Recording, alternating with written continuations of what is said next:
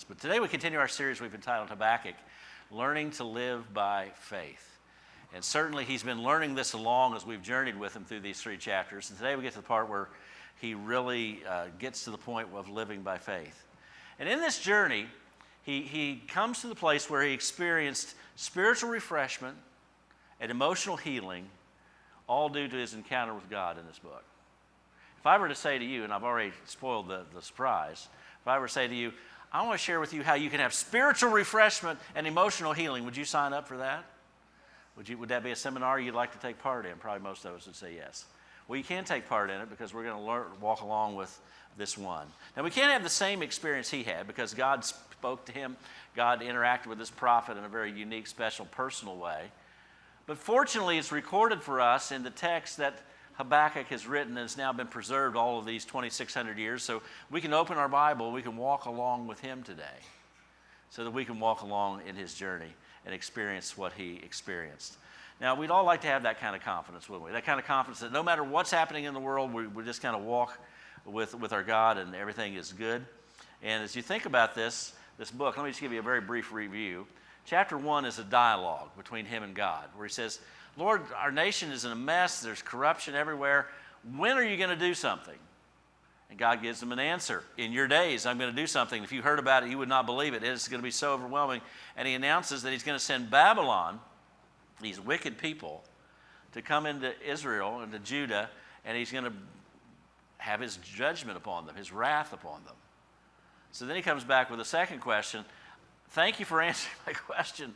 But now I'm even more mystified. Why would you use people more wicked than we to judge we who are wicked?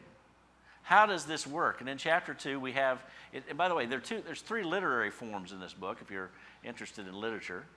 The first one is this dialogue, this back and forth communication, chapter 1. Chapter 2 is what the literary form is, that of a dirge, a funeral dirge, a lament, if you will. Heavy with sorrow, and remember the 3 promises and the 5 woes that we looked at 2 weeks ago. We took the week off last week for communion, but we looked at those. So it's all heavy, it's all laden with that. But then it ends with his words of triumph. The last verse, I should say, of chapter 2. But the Lord is in his holy temple. Let all the earth keep silence before him. Just keep silence. And then chapter 3, we've had this dialogue and this dirge. Now we come to this place where we have what we would call a doxology, a worship statement. If you look at it in your text, no matter how it's translated, how it's printed, at least chapter 3 is printed this way. It's printed like a psalm. In fact, it sounds very psalm-like because it says in verse 1, chapter 3, a prayer of Habakkuk, the prophet, on the Shigionoth. Now maybe you're wondering what a Shigionoth is. Would you be interested in knowing? Well, I'm going to give you an answer. I don't have any idea. And frankly, neither does anyone else. There's some guesses out there, and commentators have to fill in something with something. But it's probably a notation of music. Probably a notation of this is the style we sing it, or this is the tune we sing it, or this is the feeling you have with it. And if you look down through, like after verse 3, you see the word Selah. After verse 9, you see the word Selah. After verse 13, you see the word Selah, which is also a musical annotation which you see often in the Psalms. So this is a psalm. It's a prayer. It's a psalm. It's a doxology to call us to worship. So it's interesting in 3 chapters, 3 literary forms that he takes us through. Now he's heard all these things about the purposes of God and what he's doing, and he sets it in song, and he says, here's my prayer. Verse 2, it begins. O Lord, I have heard your speech and was afraid.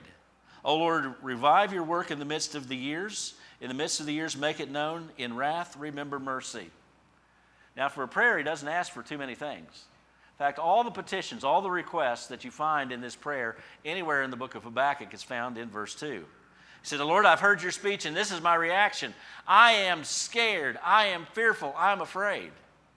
Because he knows judgment is going to come upon his people because of their sins. With that in mind, he comes to this place where he says, I have this emotional reaction. He says, Lord, oh Lord, revive your work in the midst of your years. He asks for God's power to be at work. He does not specify exactly what it is that he wants God to do. I mean, God's already told him that judgment is going to fall, that Judah is going to be punished, that Judah is going to be chastened for their years and years and decades of disaffection with God, of their disobedience to God. So with that in mind, he comes to this point where he says, Lord, do your work. In your time, do your work. O Lord, revive your work in the midst of the years. In my lifetime, and when the time is right, you do what you do. I call for your power. So he asked for power, and secondly, he asked for pardon. In the midst of the years, middle of verse, or end of verse 2, make it known, in wrath, remember mercy. God's the only person, by the way, that gets the correct balance and that gets the mix right between mercy and wrath. All are parts of his character, all parts of who he is, all are parts of what he needs to bring to bear into this world and into our world. He says, Lord, I ask for your pardon, that there will be mercy in the midst of your wrath. And he's probably thinking there about the promises to Abraham and Isaac and Jacob and the covenant with Moses and the promise to Joshua to inherit the land and all those sorts of things. And he comes to this point where he says, Lord, I ask that you be at work. And then verse 3 all the way through verse 16, he does something very interesting. And this is the first advice I want to give you. There's really two steps. There's two stages in his journey from fear to faith. And you see fear very much in play there in verse 2. He comes to a statement of faith in verses 17, 18, 19, the end of this psalm. There's two stages. First of all, and this is the advice I want to give you, and certainly the advice I want to give to myself. We need to stop looking toward trouble and look toward our help. In other words, it's as if God is hinting to him, you can spend too much time staring at all your problems. You can put too much concentration on all the things that are wrong. You can easily identify and pick out in this world all the mess that's out there. And that's accurate. We don't want to bury our head in the sand and pretend like nothing's going on. We don't want to pretend like that there isn't problems in the world. We don't want to put on our rose-colored glasses and color all of our thinking in some sort of artificial way. But he says, don't look just at your trouble, but look toward our place of help, and that, of course, is in God. Someone has said it this way, and the internet was not helpful to me to give an attribution who actually said this for the first time. There's about 4 different people that claim this quote as their own. The quote says this, don't tell God how big your troubles are. Tell your troubles how big your God is. Whoever said it, thank you for the quote. But our troubles are big, but you know what? God is always bigger. And that's what he begins saying. Now, he begins this in verse 3, and this is how he's looking toward his help, all right? God came from Teman, the Holy One from Mount Paran, Selah. By the way, Selah just means probably, as best we can tell, stop and think about what you just read or what you just said or what you just sung. It's sort of a pause. It's sort of a rest in the midst of the musical score that's going on. So this is the first rest. God came from Teman, the Holy One from Mount Paran. Now, if you don't know where Teman is and Mount Paran is, you're going to have some trouble. And if you allow me just to condense this into a very tiny little geography lesson, that is down in the Sinai Peninsula. That's down where they were when the covenant was made between God and Israel in the time of Moses. Think Mount Sinai. Think 10 Commandments. Think about the wanderings in the wilderness, okay? It's in that region. So the problem was coming from the north. The Babylonians were going to come down from the north and invade Judah and destroy it. He says, rhetorically, he says in speech, look the other direction. Look to the south. Look toward Paran. Look toward Teman. Mount Paran is a mountain that's associated with this same area of Teman. He says, go back to my connection with you. This connection to the Almighty that he's talking about in this passage. You go back to that. Let's go back to, don't look at your problems. Look at me. Here's what he says. Middle of verse 3. The glory covered the heavens, and the earth was full of his praise. All of this is the story of God showing up on Mount Sinai. It's all and all the ramifications of it. His brightness was like the light. He had rays flashing from his hand, and there his power was hidden. Before him went pestilence, and fever followed at his feet. That takes you kind of back to Egypt. Remember those plagues that rained down on Egypt. Think back into the past. Think back into the past of where you were back there and what I was saying and what I was doing. Think about me. Think about my glory. It says he stood and measured the earth. He looked, and this is verse 6 now. He stood and measured the earth. He looked and startled nations, and everlasting mountains were scattered. The perpetual hills bowed. His ways are everlasting. The mountains shook. Everybody that was around that area were moved with the reality that there was something supernatural going on with those Jews that were camped out at the foot of Mount Sinai. They knew that they had reached their freedom from Egypt because of all the plagues and all the mighty hands of God. So all this stuff is going on. It's in the background. He says, Habakkuk, think about me. And Habakkuk goes down this trail, and he goes back to think about what is going on. Now, for us, we might say, well, if we're going to think back into our past, we're going to think back about what God has done for us, we could probably, go back to the covenant.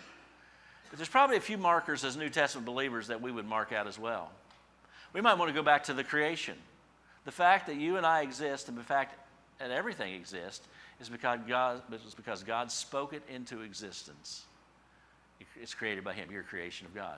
Our very worth and our value as believers comes from the fact that we are created in His image. There's something special about that, something significant about that.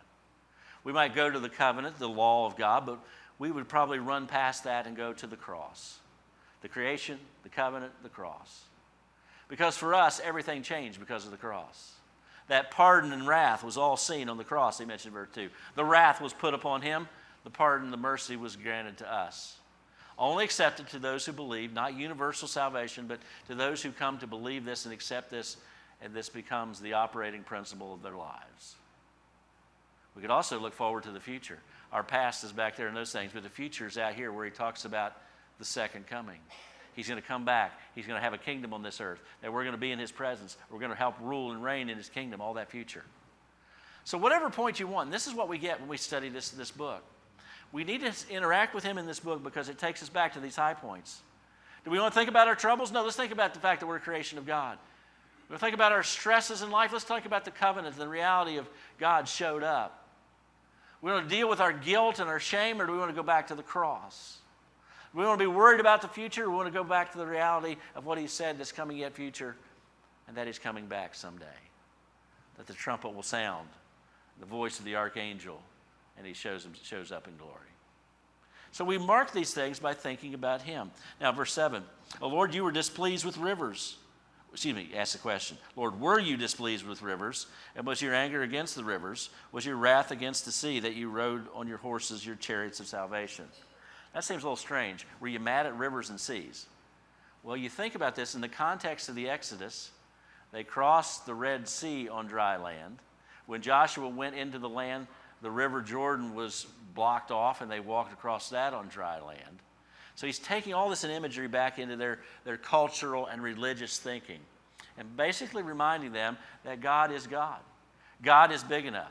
God is bigger than anything you face. God is bigger than anything anyone could ever face. And for you, Habakkuk, God is bigger than the stresses you're facing and the fear that you just expressed back in verse 2.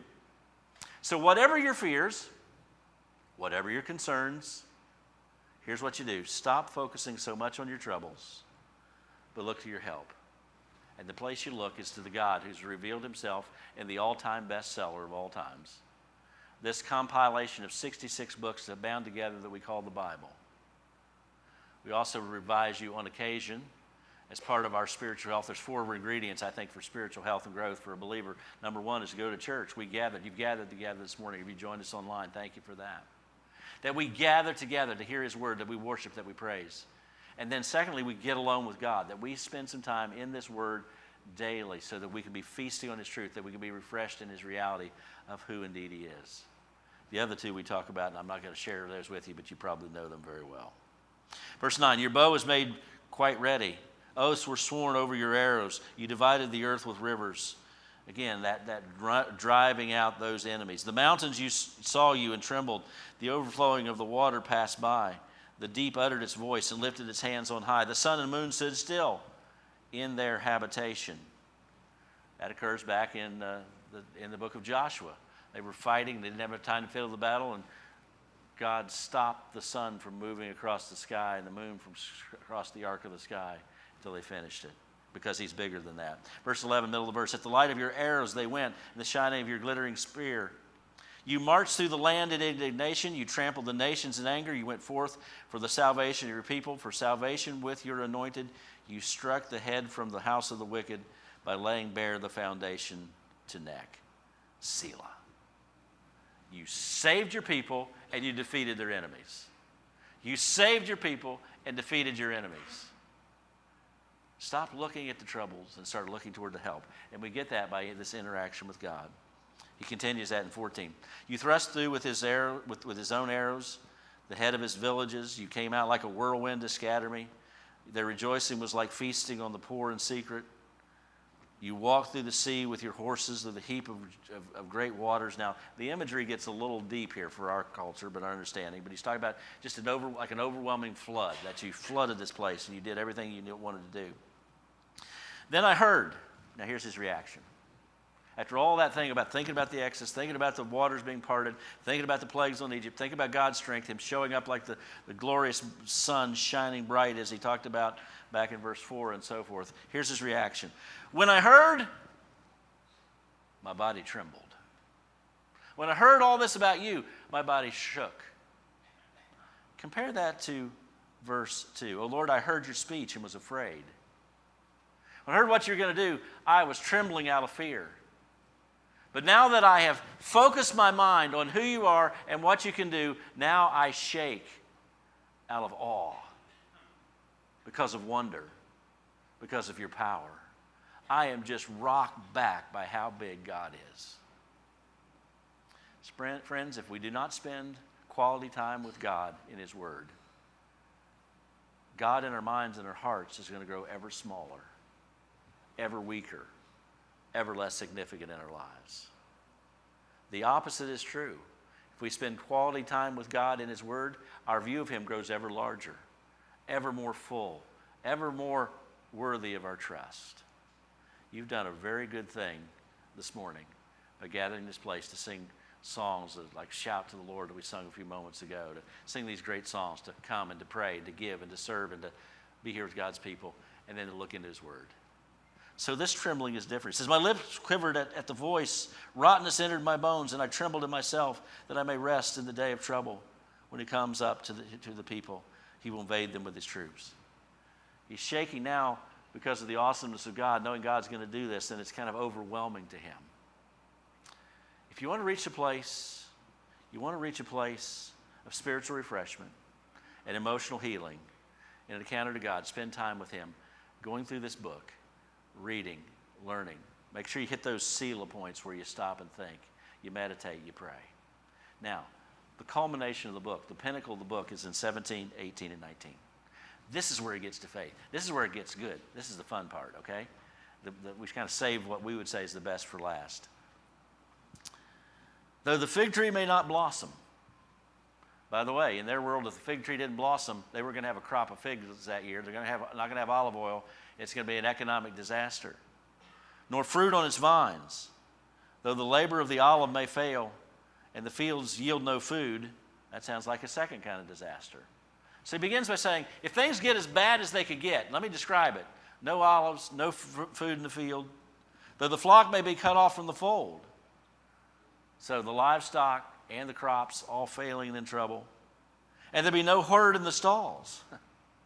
You say, Jess, how is this encouraging? How is this encouraging? Well, he's setting that as a relief for what he's about to say. Because he's now reached the point where he's confident in God. And notice what he says here. And I'm going to read 18 and 19, and I want you to listen to the personal pronouns. Okay, that's key to this whole understanding. Where he describes himself with the personal pronoun. I'll try to verbally underscore them.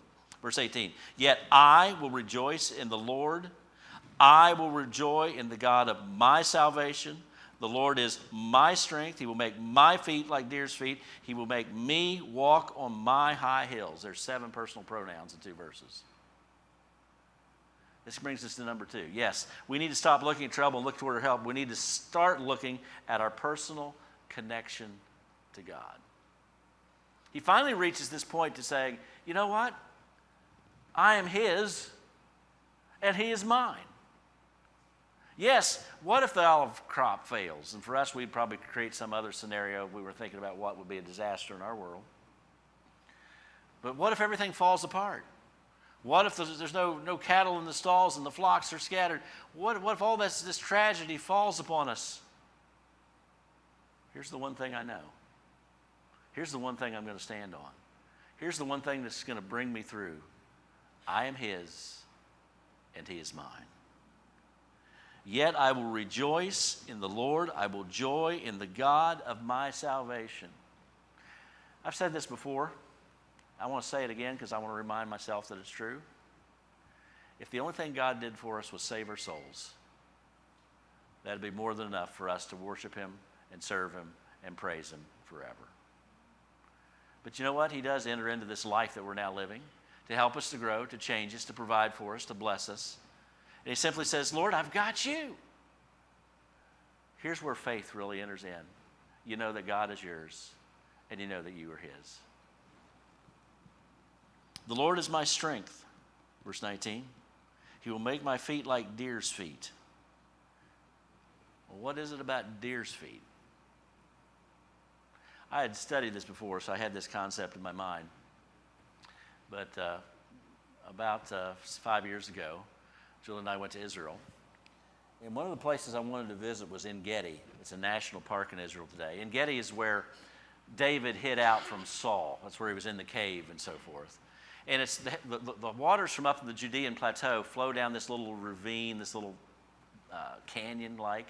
And since there's water flowing, there's lush vegetation, almost sort of like tropical jungle-like along the walls of this canyon. You get out of the canyon, it's just desert. So it's like this sort of canyon oasis, and that's where he stayed. And I looked on our itinerary. We were not going to stop at En Gedi. I was like, what a bummer. I really wanted to go to En Gedi.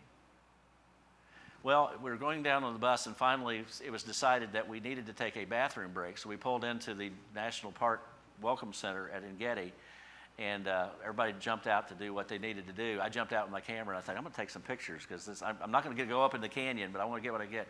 And I found this little guy, and you can see the picture in front of you here, over under a little tree, and you can see how it's very arid, a few little things sticking up there. And that's an ibex, a wild goat. That's the deer of Habakkuk. Okay, it just, looks like a nice-looking little wild goat, right? And I did not get my camera switched from still picture to video quick enough, because right after I took this picture, this little goat goes over the tree and jumps up in the tree and starts walking up one of the limbs of the tree, and then jumps up on a higher limb and walks up the tree. I'm saying, this is like magic. I couldn't climb that tree and come out of there without something broken, I'm sure. And he's just walking on this thing because they are absolutely sure-footed. They can walk up the canyon, walk up the rocks, and they just never slip. They just have this perfect balance. They don't fall. They don't slip. They don't tumble off into the abyss. And Habakkuk, chapter 3, verse 19, suddenly was right there in front of me. You come to this conclusion that I'm not going to focus on the problems. I'm going to focus on the reality of my help. My help is in God. I focus on this reality that I'm connected with him. And he says, the Lord God is my strength. He will give you enough strength. He will give me enough strength to live with whatever hardship we have until he gets us out of this place and gets us home. Doesn't mean it's all going to be roses. Doesn't mean it's all going to be easy. Even if the crops fail, it's still going to be okay. He will make my feet like deer's feet, not slipping, not falling, sure, solid, stable. He will make me walk on the high hills. To the chief musician with my stringed instruments, go and sing this. And may we go and sing this every day. I take you simply back to what we need to rehearse in our minds right now. And we need to rehearse in our minds frequently. This is what will bring some emotional healing to you, frankly. This is what will bring some spiritual refreshment to you, frankly. Just to remind yourself through these words or whatever words you can find of your own or in the scriptures that he is mine. 146 years ago, a writer by the name of George W. Robinson penned a hymn. Some of you may know it. I'm just going to read the third stanza of it. Heaven above is softer blue, earth around is sweeter green.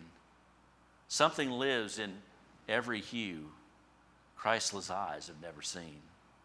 Flowers with deeper beauty shine. Since I know, as now I know, I am his, and he is mine. Since I know, as now I know, I am his, and he is mine. We know it because he said it. May we continue to sing it in our lives every day.